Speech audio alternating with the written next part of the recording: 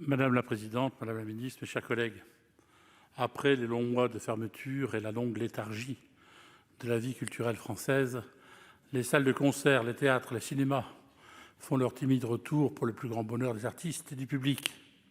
Les salles s'adaptent aux conditions imposées par la pandémie avec une jauge réduite à 35%. Ces limitations imposent l'adaptation du budget de chaque événement, ce qui implique de revoir entièrement la programmation. Certaines salles en configuration debout ou trop petites ne sont pas adaptées aux nouvelles règles sanitaires et n'envisagent pas de rouvrir avant l'automne 2021. En effet, le concert test réalisé à Paris le 29 mai dernier avec un protocole sanitaire extrêmement lourd reste peu représentatif de la réalité des situations observées localement.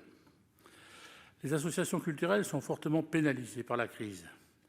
Beaucoup d'entre elles font part de leurs inquiétudes à trouver les financements nécessaires auprès des collectivités locales pour relancer la vie culturelle. Or, vous le savez, l'organisation d'un événement nécessite des mois de préparation en amont.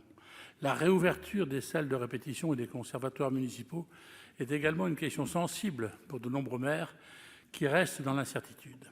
À l'école, le ministre de l'Éducation nationale avait encouragé la pratique du chant choral.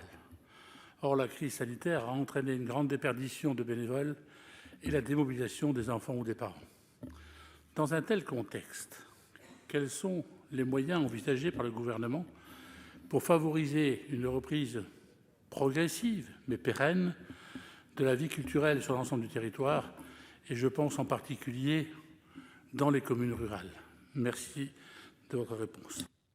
Merci. Madame la ministre, c'est à vous.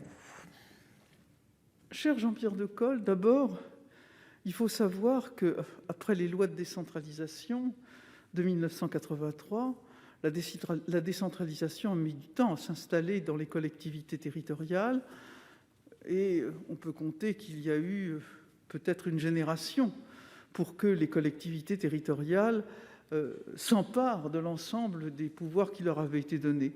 Maintenant, si on met en masse les crédits culture qui sont pilotés par les collectivités territoriales, ces crédits sont plus importants que les crédits de l'État.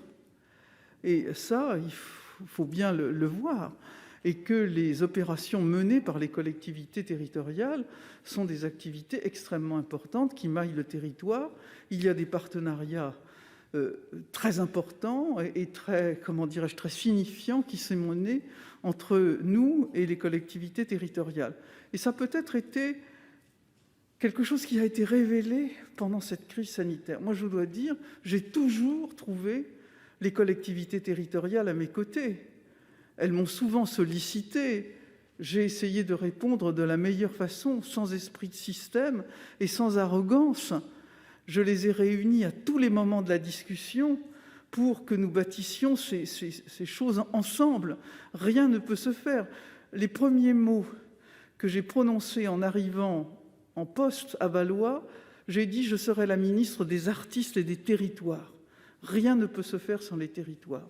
Alors bien entendu, nous avons développé des mesures, je pense en particulier à l'enseignement artistique, auquel vous êtes très attachés, au conservatoire, et bien entendu, dès le 19 mai, les enseignements ont repris pour les publics déjà accueillis antérieurement, les élèves mineurs, l'enseignement de la danse sans contact pour les mineurs seuls, ainsi que le chant lyrique en pratique individuelle.